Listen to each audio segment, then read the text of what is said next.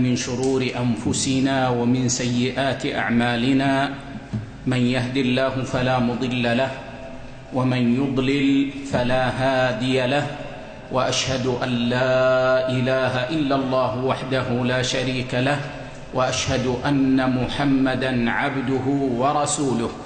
يا أيها الذين آمنوا اتقوا الله حق تقاته ولا تموتن إلا وأنتم مسلمون. يا أيها الناس اتقوا ربكم الذي خلقكم من نفس واحدة وخلق منها زوجها وبث منهما رجالا كثيرا ونساء، واتقوا الله الذي تساءلون به والأرحام، إن الله كان عليكم رقيبا. يا أيها الذين آمنوا اتقوا الله وقولوا قولا سديدا يصلح لكم أعمالكم ويغفر لكم ذنوبكم، ومن يطع الله ورسوله فقد فاز فوزا عظيما. أما بعد، فإن أحسن الحديث كتاب الله، وخير الهدي هدي محمد صلى الله عليه وسلم، وشر الأمور محدثاتها، وكل محدثة بدعة، وكل بدعة ضلالة، وكل ضلالة في النار. ثم يا معاشر الفضلاء، معاشر الإخوة والأخوات، إنني أحمد الله عز وجل إليكم أن يسر لنا هذا اللقاء في بيت من بيوت الله، فإن من أعظم ما يتقرب به إلى الله عز وجل مجلسا يدار فيه العلم بين معلم ومتعلم. فمن قلب قوم خيرا من انقلابهم من مجلس يتعلمون فيه علما ويتدارسون فيه العلم. يقول الله عز وجل: يرفع الله الذين آمنوا منكم والذين أوتوا العلم درجات. فالله جعل الرفعة لمن آمن ورزق العلم. والنبي صلى الله عليه وسلم يقول: وما اجتمع قوم في بيت من بيوت الله يتلون كتاب الله ويتدارسونه بينهم إلا حفتهم الملائكة ونزلت عليهم السكينة وغشيتهم الرحمة وذكرهم الله في من عنده. الله أكبر. أمور عظام، الواحدة منها لو أن الإنسان باع الدنيا بما فيها من أجلها لكان بيعه رابحا، فكيف إذا اجتمعت حفتهم الملائكة وأحاطتهم الملائكة ونزلت عليهم السكينة، فينزل الله عز وجل السكينة في قلوبهم وغشيتهم الرحمة من كل جانب، وذكرهم الله وأثنى عليهم في الملأ الأعلى سبحانه وتعالى. فما أعظمها من منزلة. والنبي صلى الله عليه وسلم يقول: من غدا إلى المسجد لا يريد إلا أن يتعلم خيرا أو يعلمه كان له كأجر حاج تاما حجته. فالعبد إذا خرج من بيته قاصدا المسجد ليتعلم خيرا أو يعلمه مبتغيا بذلك وجه الله موعود بأن ينقلب بأجر الحاج الذي تم له حجه. والحج المبرور ليس له جزاء إلا الجنة. فأسأل الله عز وجل أن يجمع لنا هذه الفضائل وأن يزيدنا من فضله سبحانه وتعالى. ثم إن هذه الدورة في شرح كتاب عظيم لإمام عظيم، في شرح كتاب الموطأ للإمام مالك بن أنس، الذي كتب الله عز وجل له القبول عند أمة محمد صلى الله عليه وسلم. وهذا الكتاب الذي كان يعد أصح كتاب وضعه عالم قبل أن يكتب البخاري صحيحه، قد غفل عنه طلاب العلم في هذا الزمان، وقل من يدرسه ويتدارسه من طلاب العلم، مع ما فيه من العلم الغزير والفوائد الكثيرة التي كتبها الإمام مالك رحمه الله عز وجل في هذا الكتاب. والإمام مالك رحمه الله سيرته عطرة مليئة بالعبر، ولولا ضيق وقت الدورة لبدأنا بالكلام عن هذا الإمام وعن شيء من سيرته وطريقته رحمه الله، لكن لأن وقت الدورة محدود فإن لن نتكلم عن الإمام مالك رحمه الله ولا عن كتاب الموطأ بصورة عامة. وسنشرح إن شاء الله عز وجل في 8 مجالس، اليوم مجلسان وغدا 3 مجالس ويوم السبت 3 مجالس إن شاء الله عز وجل، كتاب الصيام من الموطأ. وإذا شاء الله عز وجل أن نزيد مجلسا سننظر مع الإخوة إذا كان الوقت لا يكفي لأن ننتهي أن نعقد مجلسا بعد فجر السبت إن شاء الله عز وجل. إذا كان هذا الأمر يتيسر سننظر بحسب سيرنا إن شاء الله عز وجل. فنبدأ مستعينين بالله عز وجل في شرح كتاب الصيام من موطأ الإمام مالك، فيتفضل الابن القارئ وفقه الله يقرأ لنا. بسم الله الرحمن الرحيم. الحمد لله رب العالمين، والصلاة والسلام على نبينا محمد وعلى آله وصحبه أجمعين. اللهم اغفر لشيخنا وللسامعين والحاضرين أجمعين. آمين.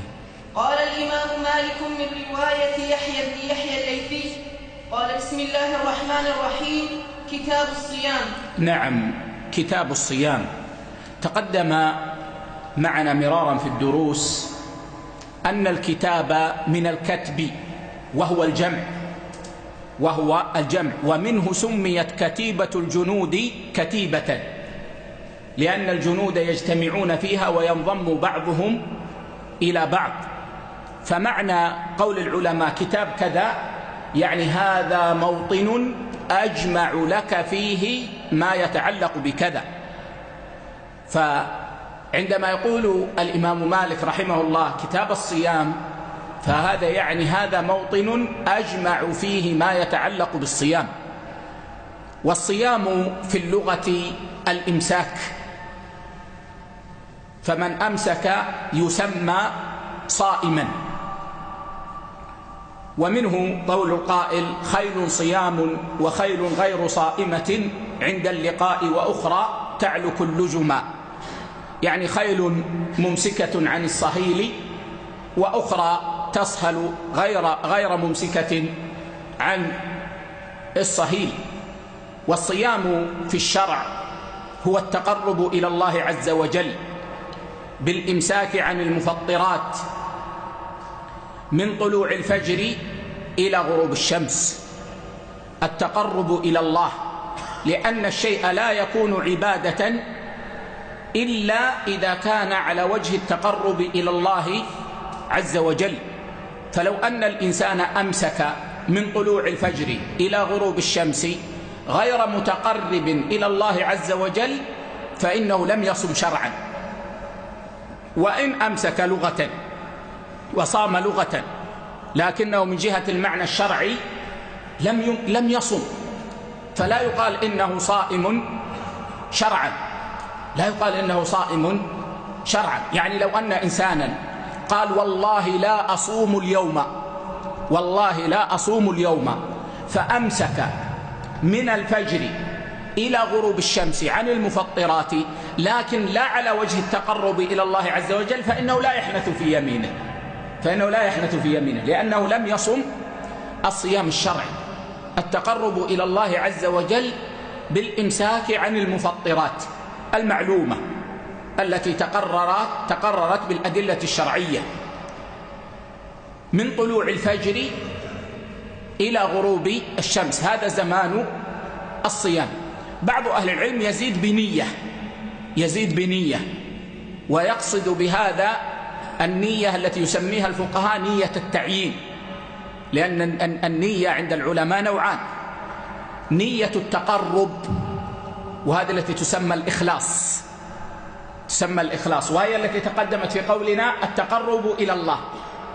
والنية الثانية نية التعيين، تعيين العمل وتمييز العمل عن غيره، وستأتينا إن شاء الله في مباحث الكتاب. نعم. ما جاء في رؤية الهلال للصيام والفطر في رمضان. نعم، قال ما جاء في رؤية الهلال. الهلال منزلة من منازل القمر، وهي آخر منزلة من الشهر الخارج وأول منزلة من الشهر الداخل. آخر منزلة من الشهر الخارج وأول منزلة من الشهر الداخل. ما جاء في رؤية الهلال للصيام والفطر. الفطر يطلق شرعا ويراد به قطع الصيام. قطع الصيام، يقال أفطر الصائم أي قطع صومه، كان صائما فقطع الصوم. ويطلق ويراد به عدم الصيام، فيقال فلان مفطر، يعني أنه لم يصم، فيطلق شرعا بهذا المعنى ويطلق شرعا بهذا المعنى. في رمضان هو الشهر المعروف، وقد اختلف العلماء في سبب تسميته برمضان، فقال بعض أهل العلم هو علم مجرد دال على مسمى فقط. وقال بعض أهل العلم بل هو من رمض جوف الصائم، أن جوف الصائم من الإمساك يرمض، تصيبه الحرارة، فسمي رمضان من هذا. وقال بعض أهل العلم إنما سمي رمضان برمضان لأنه يحرق الذنوب، فرمضان إلى رمضان كفارة لما بينهما، ما اجتنبت الكبائر. وشهر رمضان من أعظم أزمنة المغفرة والرحمة. وقد اختلف أهل العلم هل يجوز أن يقال رمضان أو لا بد من أن يقال شهر رمضان. فقال بعض العلم يجوز أن يقال رمضان، قالوا لأن النبي صلى الله عليه وسلم قال إذا جاء رمضان، وقال لا تقدموا رمضان بصوم يوم ولا يومين، وقال من صام رمضان إيمانا واحتسابا. قالوا فهذا أوضح دليل وأظهره على أنه يجوز للمسلم أن يقول رمضان وأن يقول شهر رمضان. وذهب بعض أهل العلم ومنهم بعض المالكية وبعض الشافعية وينسب لبعض التابعين إلى كراهية أن يقال رمضان، وقالوا إنما يقال شهر رمضان كما في القرآن. قال بعضهم لعل رمضان اسم من أسماء الله، فيكره أن يطلق على الشهر هكذا، فلا بد أن يقال شهر رمضان. ورووا في ذلك حديثا، لكن هذا الحديث ضعيف ولا يثبت. روي عن أبي هريرة رضي الله عنه أن الرسول صلى الله عليه وسلم قال لا تقولوا جاء رمضان، وقولوا جاء شهر رمضان، فإن رمضان من أسماء الله تعالى. رواه ابن عدي في الكامل، وضعفه أهل العلم منهم ابن حجر وجماعات من أهل العلم، فهذا لا يصح ولا يثبت. والراجح هو الأول، فلا قول بعد قول رسول الله صلى الله عليه وسلم. والمصنف رحمه الله إمام مالك عقد هذا في الكلام عن رؤية الهلال للفطر والصيام. نعم. حدثنا يحيى عن مالك عن نافع عن عبد الله بن عمر أن رسول الله صلى الله عليه وسلم ذكر رمضان فقال: لا تصوموا حتى تروا الهلال ولا تفطروا حتى تروه، فإن غم عليكم فاقدروا له. نعم، هذا الحديث الصحيح وهو في الصحيحين عند البخاري ومسلم بأصح إسناد مالك عن نافع عن ابن عمر رضي الله عنهما أن رسول الله صلى الله عليه وسلم ذكر رمضان فقال: لا تصوموا حتى تروا الهلال. لا تصوموا، نهى النبي صلى الله عليه وسلم عن صيام شهر رمضان حتى تروا الهلال، ولا تفطروا حتى تروه، فإن غم عليكم أي حال بينكم وبينه غيم فاقدروا له، ويضبطها بعض العلم بكسر الدال، فاقدروا له، وهما لغتان، وقد اختلف العلماء في معنى فاقدروا له، فذهب جمهور الفقهاء إلى أن معنى فاقدروا له أي يقدروا له تمام العدد من شعبان، فأتم شعبان 30 يوما. قالوا: وقد فسر ذلك رسول الله صلى الله عليه وسلم، فقد قال: فإن أغمي عليكم فاقدروا له 30، رواه مسلم. فإن أغمي عليكم فاقدروا له 30. وقال صلى الله عليه وسلم: فإن غبي عليكم فأكملوا عدة شعبان 30 يوما، رواه البخاري في الصحيح. وجاء عند مسلم أن النبي صلى الله عليه وسلم قال: فإن غمي عليكم الشهر فعدوا 30. قالوا: فهذه الأحاديث وغيرها تفسر هذه الجملة فاقدروا له، وأن معناها أنه إذا حال بينكم وبين رؤية الهلال غيم فأكملوا شعبان 30 يوما. وخالفهم في ذلك الحنابلة، فقالوا إن معنى فاقدروا له أي إذا حال بينكم وبين الهلال غيم فضيقوا له عدة شعبان. ضيقوا، قالوا معنى فاقدروا يعني ضيقوا عدة شعبان. كيف نضيق عدة شعبان؟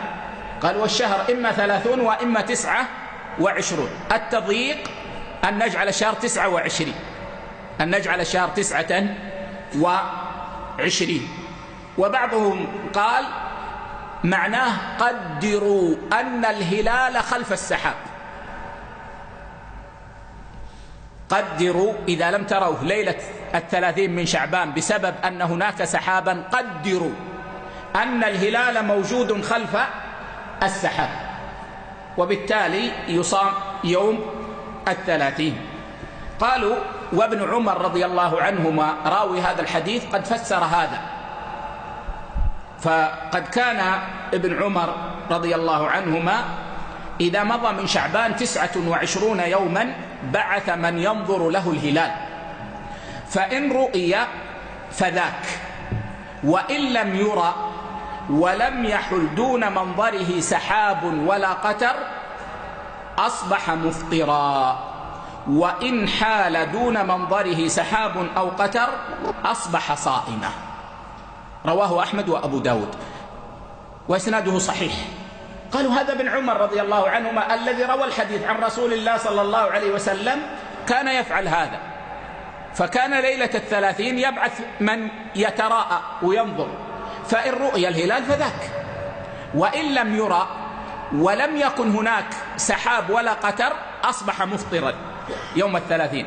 أما إذا كان هناك سحاب أو قتر يحول بينه وبين الرائي وبين رؤية الهلال فإنه يصبح صائما.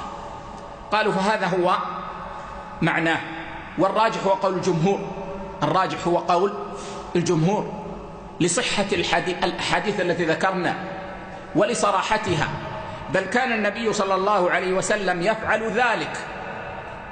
فقد جاء عن أمنا عائشة رضي الله عنها وأرضاها أن النبي صلى الله عليه وسلم كان يتحفظ من شعبان ما لا يتحفظ من غيره، ثم يصوم لرؤية رمضان، فإن غم عليه عد 30 ثم صام. فإن غم عليه عد 30 ثم صام. رواه أبو داود وصححه الألباني. وفعل رسول الله صلى الله عليه وسلم مقدم على فعل ابن عمر رضي الله عنهما، وفعل ابن عمر رضي الله عنهما اجتهاد. ولو لم يرد فعل النبي صلى الله عليه وسلم مخالفا له لقلنا إنه لا حجة فيه، لأن ابن عباس قد خالفه. والمعلومة المتقرر عند أهل العلم أنه إذا خالف صحابي صحابيا فإن الحجة في قول الصحابي عند من يقول بحجية قول الصحابي تسقط، يتعارضان، لأن ترجيح أحدهما على الآخر ترجيح بلا مرجح وهو تحكم. وقد جاء عن ابن عباس أنه قال: عجبت ممن يتقدم الشهر وقد قال رسول الله صلى الله عليه وسلم: إذا رأيتم الهلال فصوموا، وإذا رأيتموه فأفطروا، فإن غم عليكم فأكملوا العدة 30. رواه النسائي وصححه الألباني. وأيضا روى الإمام أحمد بإسناد صحيح أن ابن عباس رضي الله عنهما كان ينكر على من يتقدم شهر رمضان. هذا ما يتعلق بالمعاني. أما ما يتعلق بالأحكام فقد اتفق العلماء على أنه لا يلزم الأمة أن تفطر إلا إذا رأت الهلال أو أكملت شعبان 30 يوما، إن لم يكن هناك مانع بينهم وبين السماء. هذا محل اتفاق أنه لا يلزم الأمة أن تصوم، بل لا يشرع لها أن تصوم شهر رمضان إلا إذا رؤي الهلال، أو بإكمال شعبان 30 يوما إذا لم يكن هناك حائل بينهم وبين رؤية الهلال.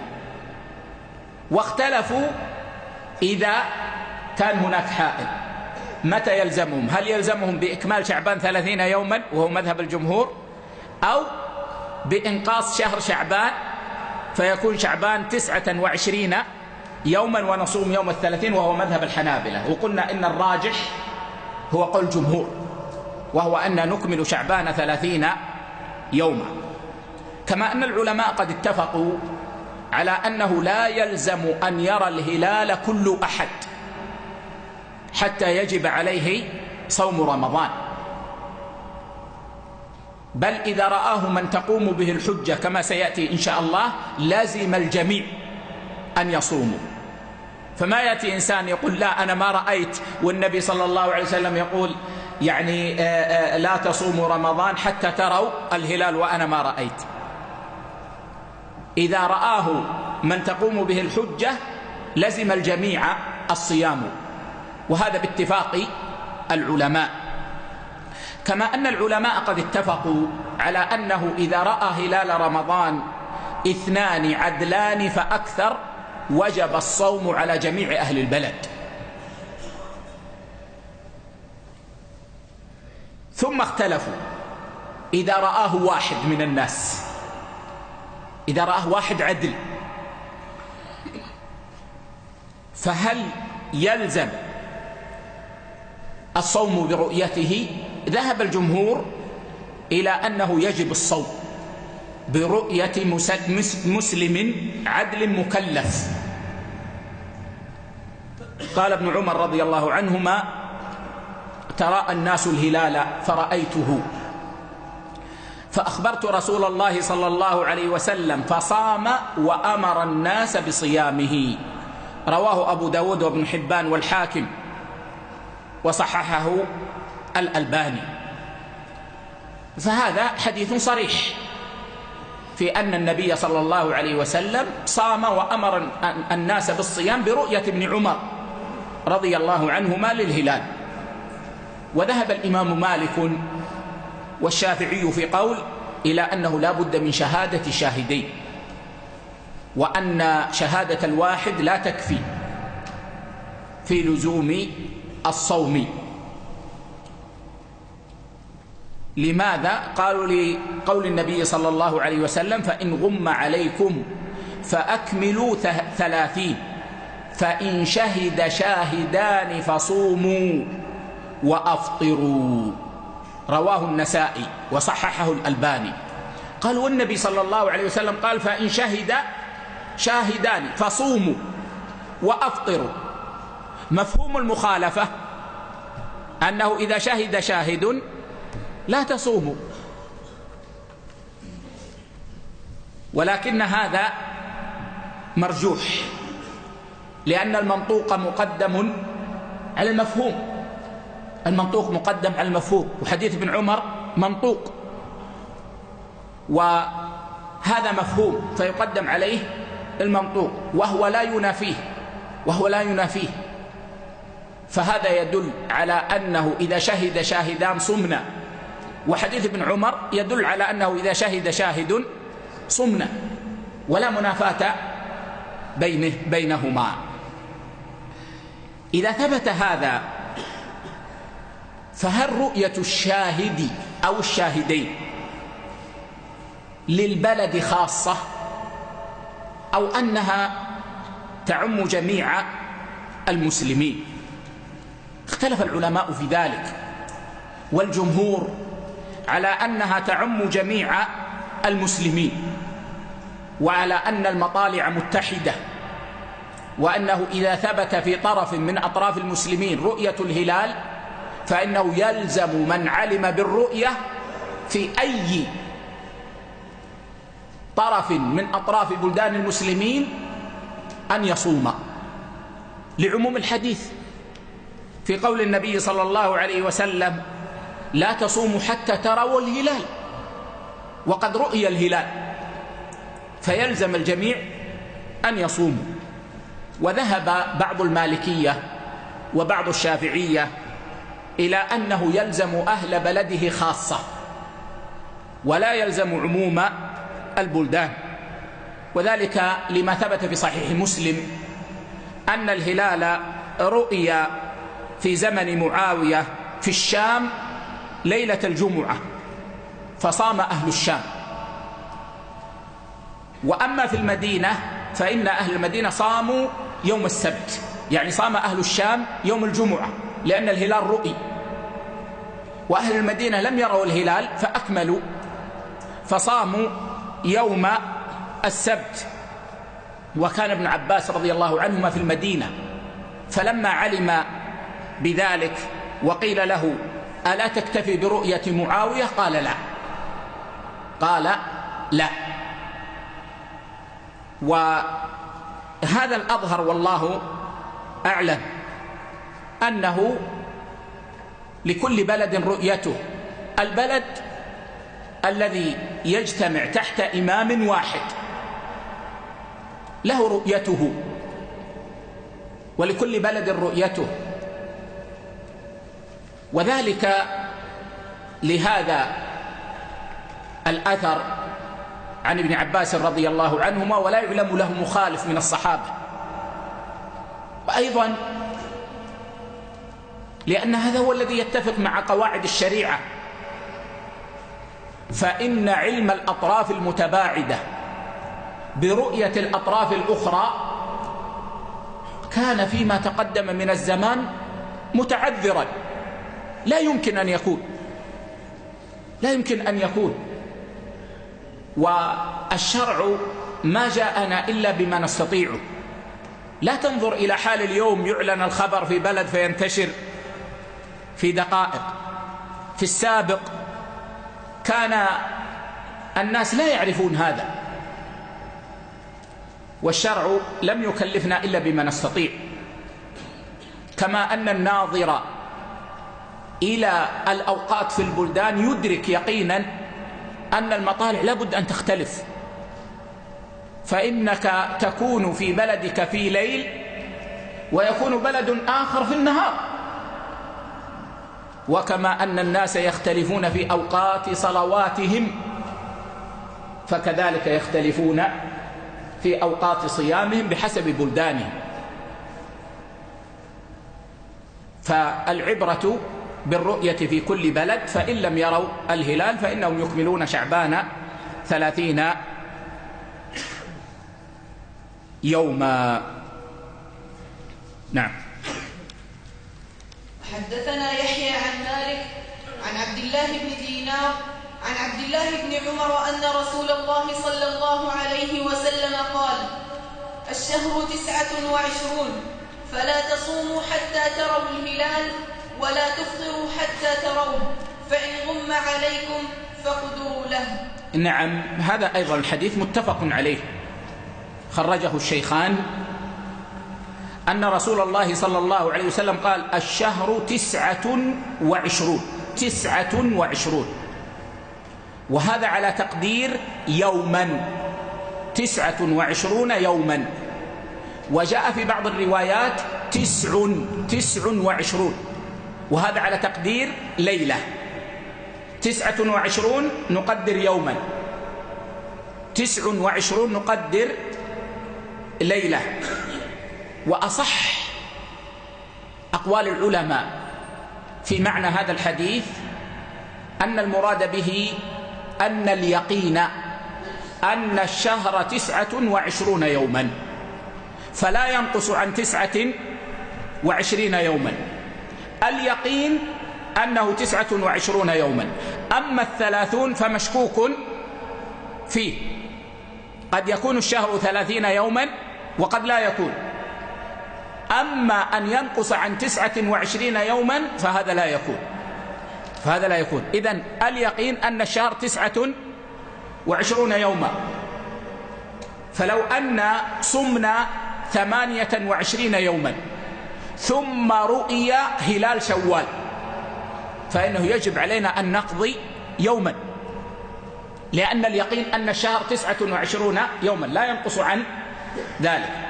أما 30 فمشكوك فيه، فهو يوم الشك، وسيأتي إن شاء الله الكلام عن يوم الشك.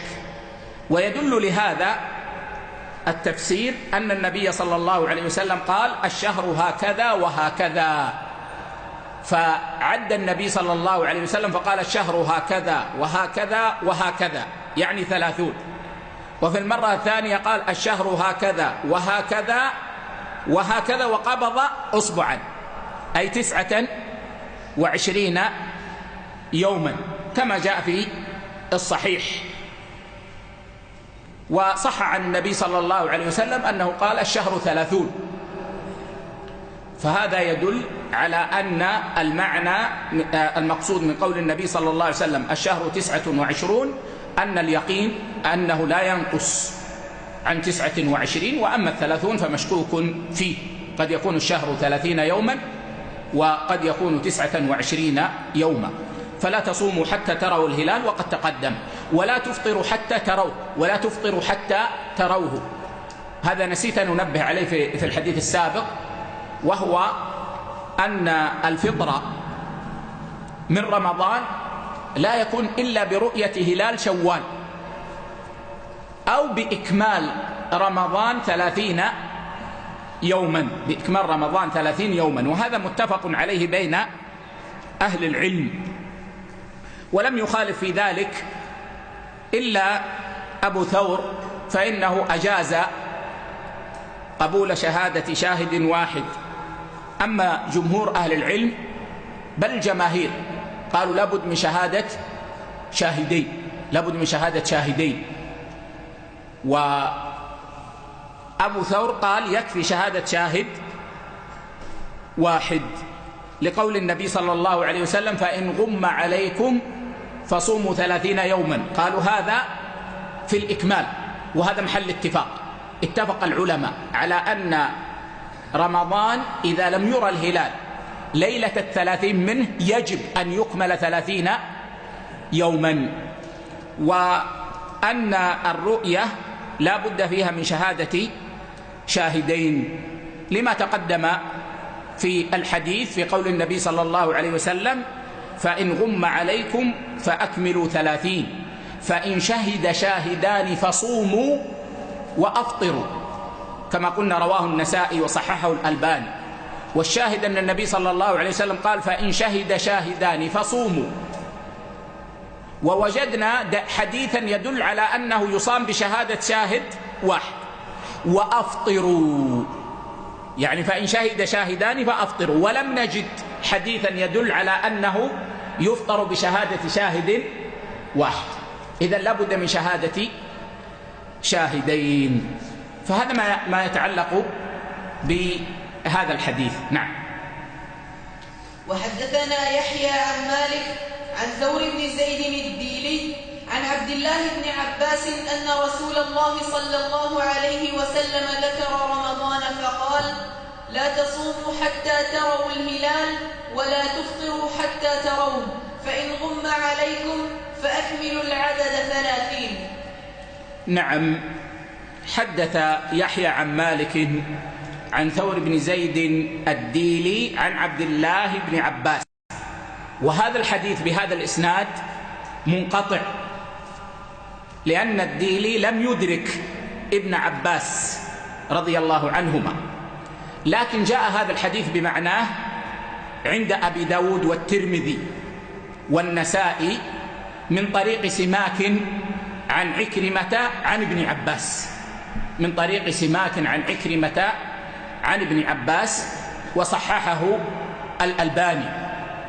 فالحديث بهذا الإسناد الذي ذكره الإمام مالك ضعيف من جهة الانقطاع، لكن الحديث صحيح من جهة أخرى، وهو أنه ورد بإسناد صحيح. وللعلماء بحث في سبب إعراض الإمام مالك عن رواية عكرمة، وذكرها الحافظ بن عبد البر، فمن أحب يرجع إليها. عن عبد الله بن عباس أن رسول الله صلى الله عليه وسلم ذكر رمضان فقال: لا تصوموا حتى تروا الهلال ولا تفطروا حتى تروه، فإن غم عليكم فأكملوا العدد، وفي رواية العدة 30. فهذا يدل على ما قدمناه من أنه إذا غم علينا في آخر شعبان فإن نكمل شعبان 30 يوما، وإن غم علينا في شهر رمضان فإن نكمل شهر رمضان 30 يوما. نعم. وحدثنا يحيى عن مالك أنه بلغه أن الهلال رؤي في زمان عثمان بن عفان بعشي، فلم يفطر عثمان حتى أمسى وغابت الشمس. نعم. هذا من بلاغات الإمام مالك رحمه الله، أنه بلغه أن الهلال، والمقصود بالهلال هنا يا إخوة هلال شوال، أن المقصود بالهلال هنا هلال شوال، رؤي في زمان عثمان ابن عفان بعشي، أي بعد الزوال. العشي هو ما بعد الزوال. والمقصود هنا أيها الإخوة أنه في يوم 30 من رمضان رؤي الهلال بعد الزوال في زمن عثمان، فلم يفطر عثمان رضي الله عنه حتى أمسى، يعني أكمل صيامه وغابت الشمس. وهذا الأثر ضعيف، هذا الأثر ضعيف، فإنه بلاغ. وقد ذهب جمهور الفقهاء ومنهم المذاهب الأربعة في المعتمد إلى أن هلال شوال إذا رؤي في النهار فهو لليلة المقبلة، سواء رؤي قبل الزوال أو رؤي بعد الزوال. يقولون الهلال العبرة برؤيته في الليل، فإذا رؤي في النهار فهو لليلة التالية، لليلة التالية لليوم المقبل، فيكمل الصيام ولا يقطع وجوبا. وهذا الذي عليه جماهير العلماء. وذهب أبو يوسف وأحمد في رواية إلى أنه إذا رؤي قبل الزوال فهو لليلة السابقة فيفطرون، وإذا رؤي بعد الزوال فهو لليلة المقبلة. وقالوا إن الزوال هو نصف النهار، فإذا كان قبل الزوال فهو أقرب لليلة السابقة، وإذا كان بعد الزوال فهو أقرب لليلة التالية. وبالتالي قالوا إن نفرق بين ما قبل الزوال وما بعد الزوال، فإن رؤي قبل الزوال أفطرنا وكان لليلة السابقة فهذا ليس من رمضان، وإن رؤي بعد الزوال أكملنا وكان هذا اليوم من رمضان ويكون لليلة المقبلة. والراجح هو قول الجمهور، الراجح هو قول الجمهور أنه لو رؤي في النهار فإنه يكون لليلة المقبلة. نعم.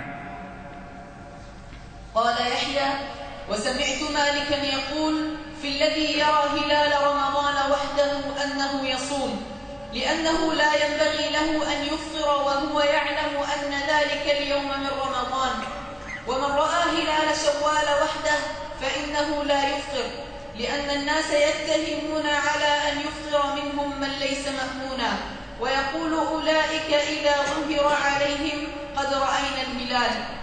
نعم. قال يحيى: سمعت مالكا يقول في الذي يرى هلال رمضان وحده. من رأى هلال رمضان وحده لا يخلو من حالين يا إخوة، لا يخلو من حالين. الحالة الأولى أن يكون منفردا عن الناس كراعي الغنم الذي يكون في الصحراء لوحده، أو يكون في رأس جبل فيكون منفردا عن الناس، فهذا يصوم، هذا يصوم ولا يحتاج إلى قاضي ولا يحتاج إلى غير ذلك، ما دام أنه رأى الهلال وهو منفرد عن الناس فإنه يجب عليه أن يصوم. والحالة الثانية أن يكون مع الناس ورأى الهلال وحده وشهد بالرؤية، فهذا عند أهل العلم له ثلاث صور. الصورة الأولى أن تقبل شهادته، وقد قلنا إن شهر رمضان يدخل برؤية شاهد واحد، وهنا الأمر ظاهر، يجب على الناس أن يصوموا ويجب عليه أن يصوم مع الناس. إذا شهد شاهد وقبلت شهادته، وقلنا إنه تكفي شهادة واحد للصيام، فإنه يجب عليه أن يصوم ويجب على الناس أن يصوم.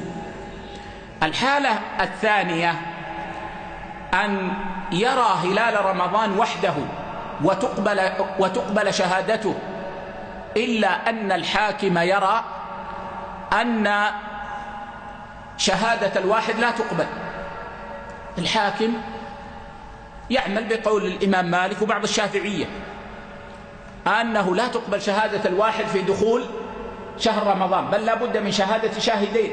فجاءه شخص فشهد وهو عدل مزكى وشهادته مقبولة، لكن لم يؤمر الناس بالصيام لأنه لم ينضم إليه شاهد آخر، فهنا لا يصوم الناس على هذا الرأي.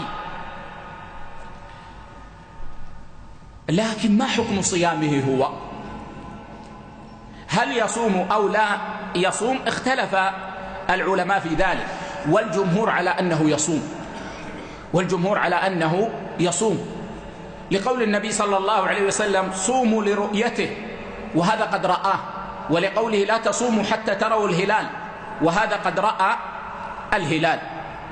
وذهب بعض الفقهاء من التابعين ومن بعدهم، وهي رواية عن الإمام أحمد واختارها شيخ الإسلام ابن تيمية رحمه الله إلى أنه لا يصوم، قالوا لقول النبي صلى الله عليه وسلم: الصوم يوم تصومون والفطر يوم تفطرون، رواه الترمذي وصححه الألباني. قالوا: فالصوم من الشعائر العامة التي لا ينفرد بها أحد عن الناس، فالصوم يوم صومنا جميعا، فما دام أنه لم يصم الناس فإنه لا يصوم. وقد ذكر شيخ الإسلام ابن تيمية رحمه الله أن الهلال إنما سمي هلالا لظهوره وانتشاره، فإذا لم يكن شاملا للناس برؤية شاهدين على هذا القول لا على ما رجحناه فإنه لا يصوم. والصورة الثالثة أن ترد شهادته، سواء قلنا لابد من شهادة شاهدين أو شهادة شاهد واحد كما رجحنا، أن ترد شهادته لا تقبل، فلا يقبلها القاضي ولا يقبلها الحاكم. وهنا نفس الخلاف السابق، فالجمهور يرون أنه يصوم، لأنه رأى الهلال وهو متيقن من جهة نفسه، ورد شهادته ليس عائدا إلى رؤيته هو، وإنما إلى قبول قوله. وذهب بعض الفقهاء إلى أنه لا يصوم لما تقدم من الأدلة. وكان شيخنا الشيخ بن باز رحمه الله يفتي بأن من رأى هلال رمضان وحده لا يصوم إلا إذا صام الناس وقبل، وهي الصورة الأولى التي ذكرناها، وإلا فإنه لا يصوم وحده. قال الإمام مالك في الذي يرى هلال رمضان وحده أنه يصوم، لأنه لا ينبغي له أن يفطر وهو يعلم أن ذلك اليوم من رمضان. يقول الإمام مالك: لو سألنا هذا الرجل وقلنا له ما تقول في هذا اليوم، هل هو من رمضان أو ليس من رمضان؟ سيقول من رمضان، فكيف يفطر وهو يعتقد في نفسه أنه من رمضان؟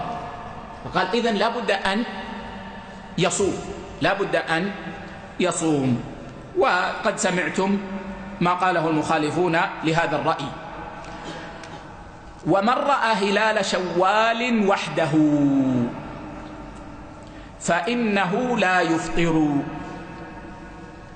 لماذا لا يفطر؟ طبعا من رأى هلال شوال وحده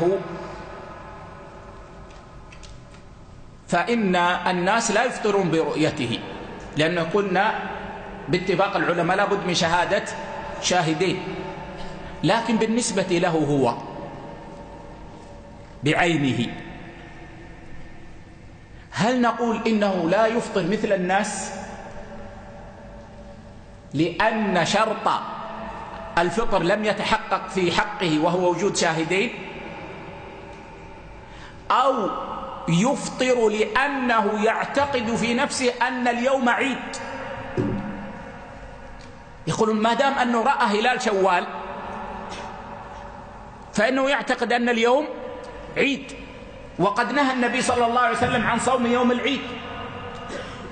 هنا اختلف العلماء، فذهب المالكية والحنابلة إلى أنه لا يفطر، أولا لما تقدم من الحديث: الصوم يوم تصومون، ويروى أيضا بالرفع: الصوم يوم تصومون والفطر يوم تفطرون، ويروى بالرفع أيضا. وأيضا لأن شرط الفطر لم يتحقق في حقه، لأن الفطر بالاتفاق إما برؤية الهلال من قبل شاهدين، وإما بإكمال رمضان 30 يوما، وهنا لم يوجد شاهدان ولم يكمل رمضان 30 يوما، فلا بد من إكماله. وذهب الحنفية والشافعية إلى أنه يفطر سرا، لأنه يعتقد أن اليوم عيد، ولكن لا يظهره حتى لا يتهم. والإمام مالك يا إخوة من الفقهاء الذين يعملون سد الذرائع، ولذلك من أصول فقه الإمام مالك الكبرى سد الذرائع، وهذا موجود في الموطأ كثيرا. يذكر الإمام مالك رحمه الله مسألة سد الذرائع، وهذا عندنا هنا. يقول الإمام مالك: لأن الناس يتهمون على أن يفطر منهم من ليس مأمونا. يقول لأن هذا سيكون ذريعة لأن يفطر الفساق، فإذا ظهر عليهم وقيل لهم لماذا تفطرون؟ قال: قد رأيت الهلال، فيكون هذا ذريعة للفساق لأن يفطر أحدهم ويزعم أنه قد رأى الهلال. فالإمام مالك بهذا يعني أيد القول بأنه لا بد من شهادة شاهدين، وإلا فليس لأحد أن يفطر سواء زعم أنه رأى الهلال أو لم يزعم، بل الواجب أن يكمل مع الناس. نعم. قال: ومن رأى هلال شوال نهارا فلا يفطر، وليتمم صيام يومه ذلك، فإنما هو هلال الليلة التي تأتي.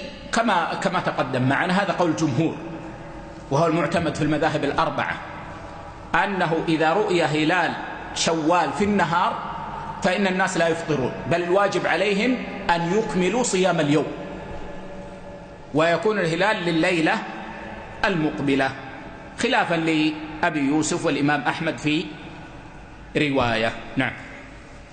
قال يحيى: وسمعت مالكا يقول: إذا صام الناس يوم الفطر وهم يظنون أنه من رمضان، فجاءهم ثبت أن هلال رمضان قد رؤي قبل أن يصوموا بيوم، وأن يومهم ذلك 31، فإنهم يفطرون من ذلك اليوم أية ساعة جاءهم الخبر، غير أنهم لا يصلون العيد إن كان ذلك جاءهم بعد زوال الشمس. نعم. قال يحيى: وسمعت مالكا يقول: إذا صام الناس يوم الفطر. يوم الفطر هنا يحتمل معنيين.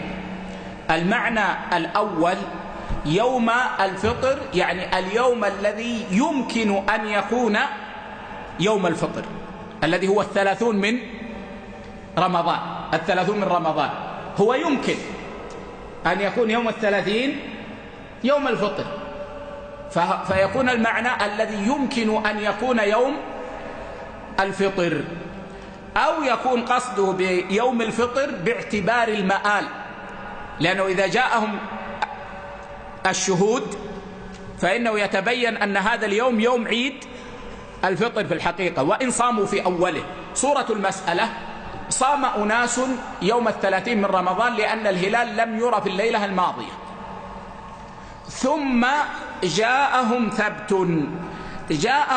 ثبت. هذه لها عند أهل العلم صورتان.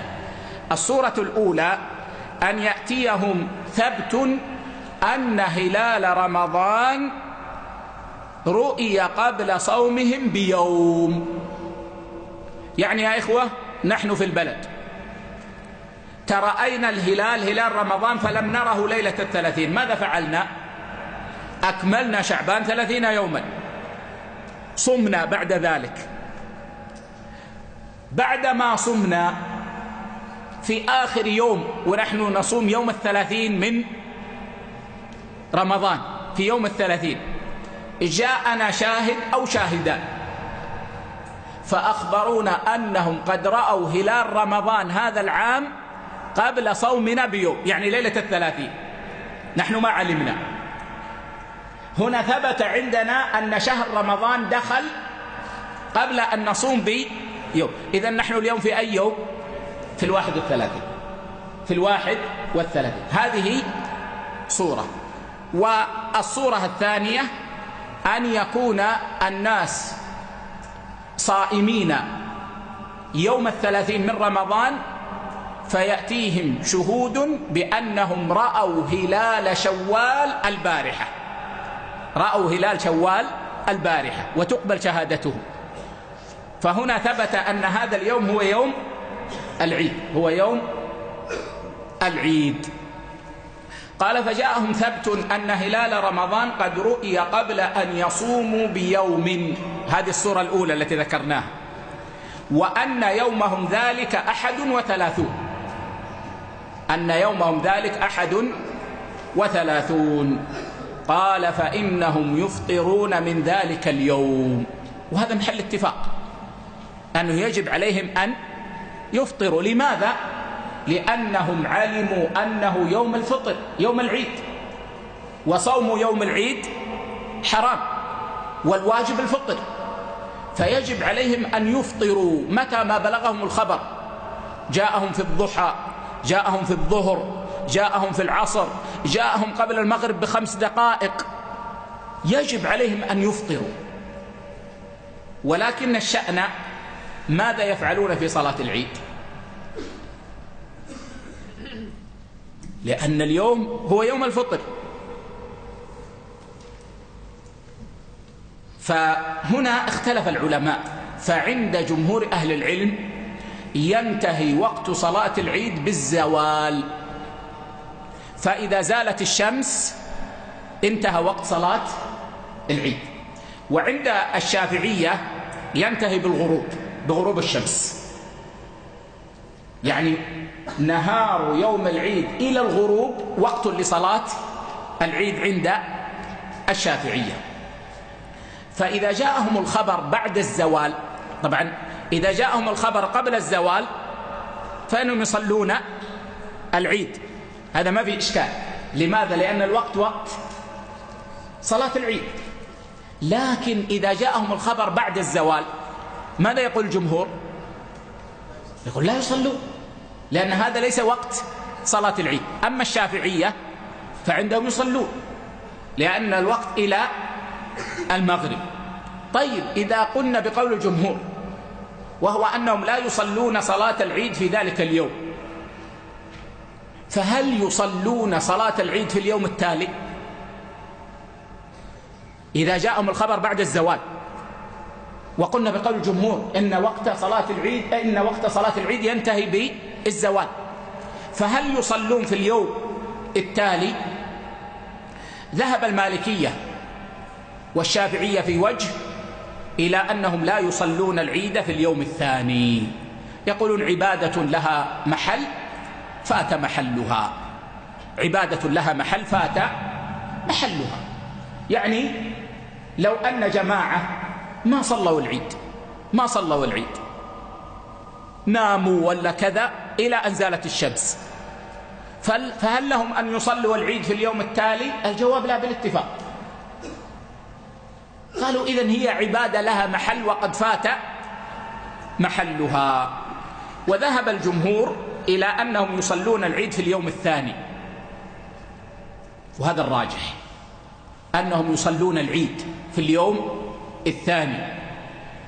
وذلك أنه جاء أنه اختلف الناس في آخر يوم من رمضان، فقدم أعرابيان فشهدا عند النبي صلى الله عليه وسلم بالله لأهل الهلال أمس عشية، يعني رأيا الهلال بالأمس عشية، فأمر رسول الله صلى الله عليه وسلم الناس أن يفطروا وأن يغدوا إلى مصلاهم، والغدو هو الذهاب المبكر، إذن في اليوم التالي. والحديث رواه أبو داود وصححه الألباني.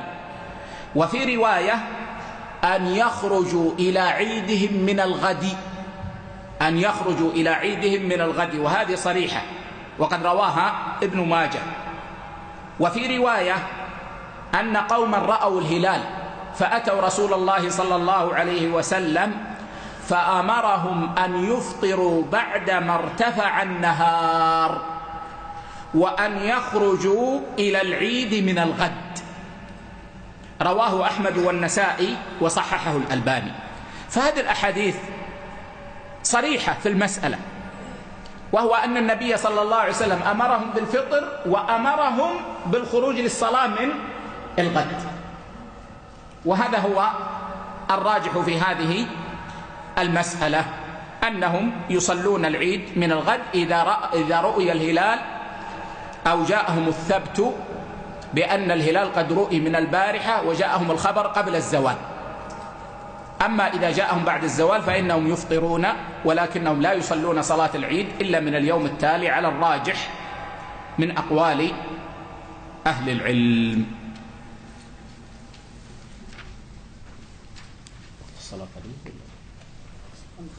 طيب اقرأ. قال: من أجمع الصيام قبل الفجر. من أجمع الصيام قبل الفجر يعني من بيت نية الصيام قبل الفجر. نعم. حدثنا يحيى عن مالك عن نافع عن عبد الله بن عمر أنه كان يقول: لا يصوم إلا من أجمع قبل الفجر. نعم، وهذا ثابت عن ابن عمر بهذا الإسناد الصحيح الذي في غاية الصحة، أنه كان يقول: لا يصوم إلا من أجمع قبل الفجر. لا يصوم، وهذا عام يشمل كل صائم. نحن الآن نتكلم عن الأثر من حيث هو، أما الحكم نتكلم عنه فيما يقرر فقها. لا يصوم الصائم من رمضان، ولا يصوم من يقضي رمضان، ولا يصوم من يصوم النذر، ولا يصوم من يتطوع، كلها تدخل في هذا الأثر. لا يصوم إلا من أجمع قبل الفجر، يعني إلا من نوى قبل الفجر. نعم. وحدثنا يحيى عن مالك عن ابن شهاب عن عائشة وحفصة زوجي النبي صلى الله عليه وسلم مثل ذلك. نعم، وهو بهذا الإسناد ضعيف فيه انقطاع، لكن روى ابن أبي شيبة والنسائي ذلك موصولا عن حفصة أنها قالت: لا صيام لمن لم يجمع الصيام قبل الفجر، وصححه الألباني. إذن هو موقوف على حفصة، لكن هذا الموقوف له حكم الرفع يقينا، لأن هذا مما لا يقال بالاجتهاد البتة، لا مدخل للاجتهاد فيه، فله حكم الرفع إلى النبي صلى الله عليه وسلم. وروي عن حفصة مرفوعا إلى النبي صلى الله عليه وسلم أنه قال: من لم يجمع الصيام قبل الفجر فلا صيام له. رواه أبو داود والترمذي وصححه الألباني والأعظمي. وفي رواية: من لم يجمع الصيام قبل طلوع الفجر فلا يصم نهي. رواه النسائي وصححه الألباني. والصوم يا إخوة كما تعلمون لا يخلو من حالين.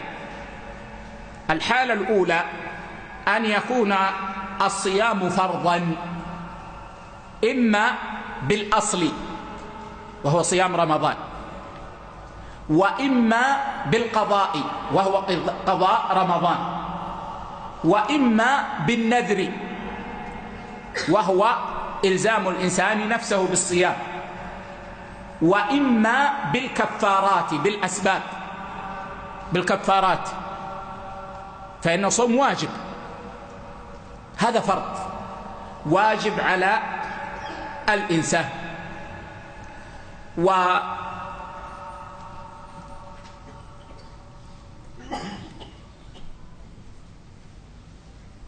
قد ذهب جماهير العلماء من السلف والخلف، وما روي من خلاف فهو ضعيف شاذ، حتى أن بعض أهل العلم حكاه اتفاقا جزما، إلى أن الصوم الواجب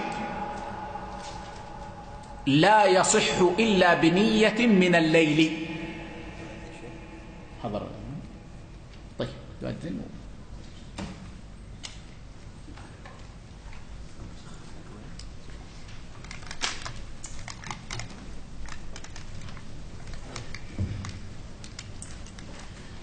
الله أكبر الله أكبر الله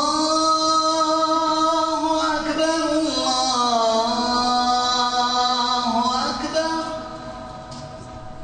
أشهد أن لا إله إلا الله أشهد أن لا إله إلا الله أشهد أن محمدا رسول الله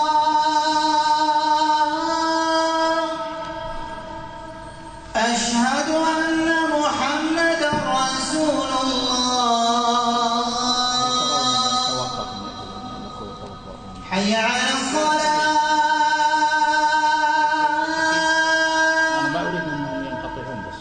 حي على الصلاة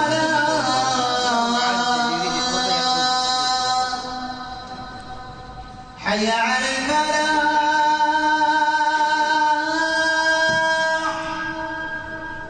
حي على الفلاح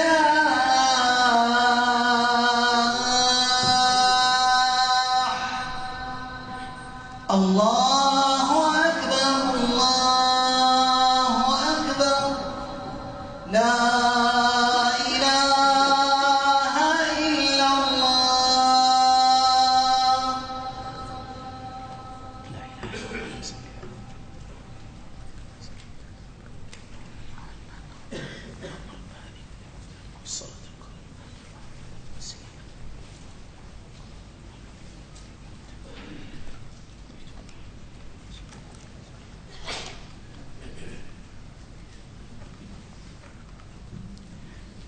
نعم أيها الإخوة، قلنا إن الصيام إذا كان فرضا فإنه يشترط لصحته تبييت النية من الليل عند جماهير العلماء من السلف والخلف، وقد جزم بعض أهل العلم بالإجماع عليه لهذه الأحاديث التي سمعناها. ثم اختلف العلماء في أمرين: الأمر الأول، هل تشترط نية التعيين؟ ما معنى نية التعيين؟ أن ينوي الإنسان صيام رمضان. قال العلماء: إذا لم يكن للصيام الواجب وقت خاص به فإنه لا بد من نية التعيين. مثال ذلك القضاء ما له يوم خاص، يمكن تصوم الأحد، يمكن تصوم الاثنين، يمكن تصوم الثلاثاء، فلا بد من نية التعيين، أن ينوي القضاء من الليل، لا بد من أن يعين القضاء، ما يكفي أن ينوي الصيام، لا بد أن ينوي القضاء. يريد أن يبدأ صيام شهرين متتابعين لأن عليه كفارة، لا بد أن ينوي صيام هذه الكفارة لأنه ليس له وقت معين. أما إذا كان له وقت معين وهو صوم رمضان المعروف بشهره، فهنا ذهب الجمهور إلى أنه لا بد من نية التعيين، يعني لا بد من نية الصيام ونية التعيين، أن ينوي صيام رمضان، أن ينوي صيام رمضان. والحنفية والإمام أحمد في رواية قالوا لا، ما تشترط نية التعيين، المهم أن ينوي الصيام. لماذا؟ قالوا لأنه متمحض، الوقت متمحض لصيام رمضان ما يحتمل غيره، فما دام أنه متمحض بذاته فلا يحتاج إلى نية خاصة، لا يحتاج إلى نية خاصة. وهذا أقرب والله أعلم، أنه لا يحتاج إلى نية، وإن كان الأولى بالإنسان أنه لا بد من نية التعيين. نحن نتكلم عن نية التعيين لعموم قول النبي صلى الله عليه وسلم: إنما الأعمال بالنيات وإنما لكل امرئ ما نوى. لكن نحن هنا نقول إنه لم ينوي غيره، لكنه لم يعينه، والغالب أن المسلم إذا لم يعينه إنما هو مكتفي بالمعلوم. المعلومة لو قلت لأي مسلم ليلة رمضان أنا غدا صائم، هل يظن أنك تصوم الاثنين والخميس؟ كل مسلم يعلم أنه صيام رمضان، أنه صيام رمضان. المسألة الثانية، هل يحتاج كل يوم لنية؟ هل يحتاج كل يوم في رمضان لنية، أو تكفي النية الأولى في أول الشهر؟ الجمهور على أنه لا بد لكل يوم من نية. كل ليلة لا بد أن توجد النية بعد المغرب وقبل الفجر، يعني من بعد المغرب إلى قبل الفجر لا بد أن توجد النية. فإن نوى ليومه التالي قبل المغرب ثم لم ينوي بعد ذلك لم تحصل النية، وإن نوى بعد الفجر لم تحصل النية. وذهب المالكية إلى أنه تكفي نية واحدة في أول الشهر، إلا إذا كان الإنسان يمكن أن يصوم ويمكن أن لا يصوم، لابد من نية حتى عند المالكية. متى هذا؟ إذا سافر مثلا، إذا كنت مسافرا ذهبت للعمرة في رمضان، يمكن أنك غدا تصوم ويمكن أن تفطر لك ذلك، فإذا أردت الصوم لابد من تبييت النية لهذا اليوم. طيب الغد، نحن سنبقى 3 أيام في مكة، اليوم الأول نوينا الصيام، في الغد يقولون يجب أن تبيت النية. لما؟ لأنك يمكن أن تصوم اليوم الأول وتفطر اليوم الثاني، فلا بد من تبييت النية. إذن يا إخوة، إذا كان الإنسان مخيرا بين الصوم والفطر في رمضان فإنه يجب أن يبيت النية لكل يوم عند الجميع. أما إذا لم يكن مخيرا مثل المقيم الصحيح فإن المالكية يقولون تكفيه النية الأولى ثم يحكم بوجودها، وهذا الصحيح الذي يتفق مع قواعد الشريعة، أنه تكفي النية الأولى في أول الشهر، لأنه لما نوى أصبحت موجودة ولم ينوي قطعها ولم يلحقها قاطع، فيكون كمن نوى في أول الصلاة ثم غفل عن النية. إخوان، أكثرنا، لا أريد أن أقول كلنا، إذا صلينا أكثرنا يدرك الصلاة في أولها ثم ينسى حتى أنه في صلاة. الله أكبر، الحمد لله رب، ثم يخرج، ربما يسافر خارج البلد. فهنا الإنسان ذهل عن النية في داخل الصلاة، لكن هل نوى غيرها؟ الجواب لا، إذن صلاته صحيحة. فكذلك ها هنا لما نوى في أول الشهر انعقدت نيته، فما دام أنه لم ينوي غيرها والشهر متصل فإن نيته صحيحة، إلا إذا انقطع الصوم فإنه لا بد من تجديد النية. مثال ذلك امرأة صامت في أول الشهر ثم حاضت في اليوم العاشر ثم طهرت، فإنها إذا طهرت يجب عليها أن تبيت النية لليوم التالي ثم تستمر نيتها واحدة. إنسان في يوم 15 من رمضان ذهب إلى مكة وقال أريد أن أخذ بالرخصة وأفطر، ثم رجع، يجب أن يبيت النية لأنه حصل للنية الأولى قاطع فلم تبقى قائمة. هذا هو الراجح من أقوال أهل العلم في هذا. يبقى القسم الثاني، وهو أن يكون الصوم تطوعا، أن يكون الصوم تطوعا. وصوم التطوع يا أخوة على نوعين. صوم التطوع على نوعين.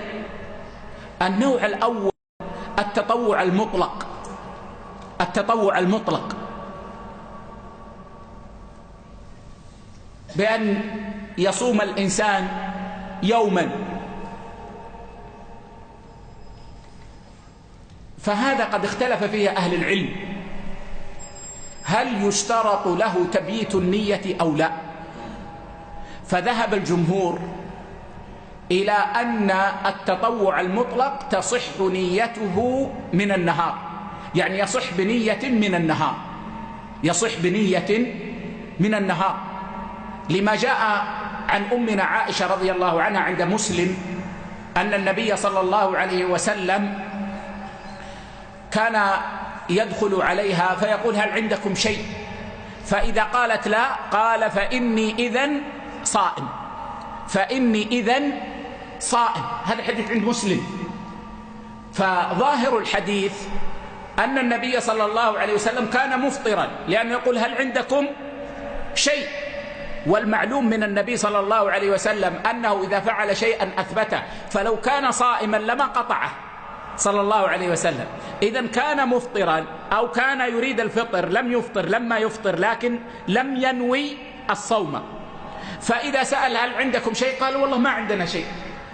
قال إني إذن صائم. طبعا المخالفون أول هذا قالوا هذا خبر،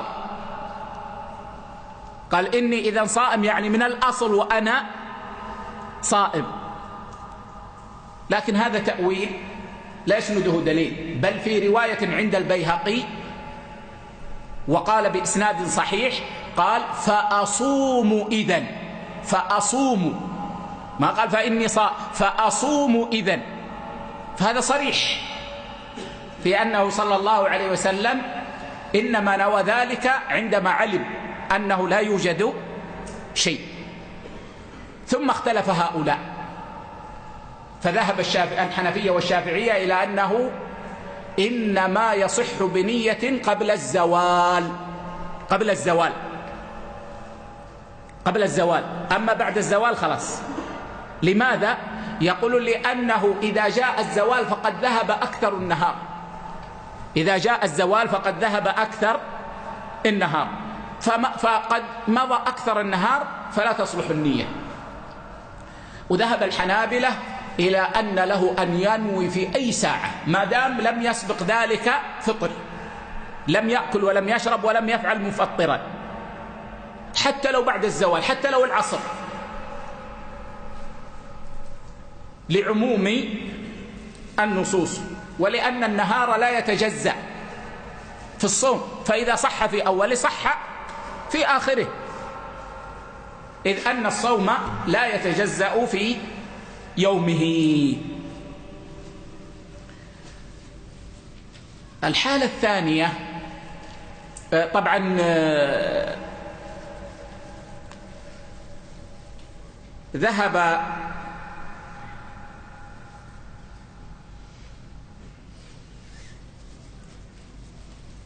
المالكية إلى أنه لا بد من نية من الليل في صوم التطوع، لعموم الأحاديث التي ذكرناها، لكن كما قال العلماء الخاص يقضي على العام، الخاص يقضي على العام، فالراجح قول الجمهور. النوع الثاني التطوع المعين، التطوع المعين، يوم عرفة، يوم عاشوراء، الست من شوال. فهنا اختلف العلماء، فذهب أكثرهم إلى أنه يصح بنية من النهار، يصح بنية من النهار، لأن النية تصحح اليوم كله. قالوا ما عندنا نصف يوم صيام، ما دام أنه صح بالنية فقد صام اليوم كله، فيكون صام 6 أيام. وبعض أهل العلم يرون أنه لا بد من نية من الليل وإلا فلا يصح، وكان شيخنا الشيخ بن عثيمين يذهب إلى هذا ويقول مثلا في 6 من شوال من صام من نوى من الظهر، يقول هذا ما صام 6 أيام، صام 5 أيام ونص. لكن الشيخ نظر إلى الثواب، والثواب محل خلاف سأتكلم عنه الآن. أما اليوم فلا شك أنه قد صام يومه كله، بدليل أنه لو شرب ماء بعد الفجر ثم جاءنا في الضحى وقال أريد أن أصوم، نقول له ماذا؟ ما يصلح بالاتفاق، لأنه قد أفطر، فاليوم لا يتجزأ في الصيام. فإذا صحت النية صح صوم اليوم كله. وبالتالي الراجح هنا أنه في جميع صيام التطوع حتى المعين يصح بنية من النهار، بشرط أن لا يسبق هذه النية فطر. ثم اختلف أهل العلم على ماذا يثاب من نوى من النهار. أنا والله قبل الظهر ما أكلت ولا شربت، قلت لماذا لا أصوم؟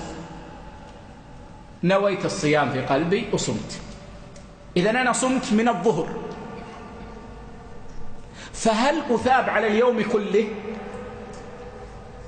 أو أثاب من وقت النية إلى الفطر؟ بعض أهل العلم قال يثاب على اليوم كله، لأنه قد صام اليوم، لا يوجد ناس صام نصف يوم، صام ثلث يوم، قد صام اليوم كله، وفضل الله واسع، وفضل الله واسع.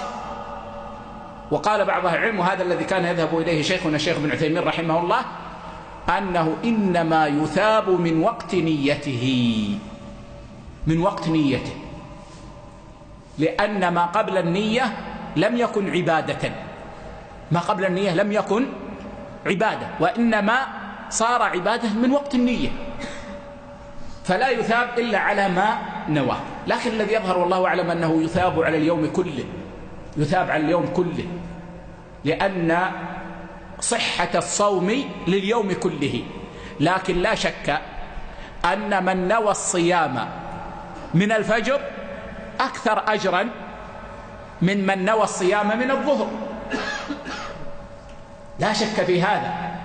لكن هذا لا يمنع أن من نوى من النهار يؤجر على اليوم كله، وهذا هو الأظهر المتفق مع قواعد الشريعة فيما يظهر، والله أعلم. لعلنا نتوقف هنا ونصلي العشاء، وبعد العشاء إن شاء الله نرجع ونشرح ما تيسر إن شاء الله مما قررناه في هذا المجلس بحول الله وقوته، والله أعلم.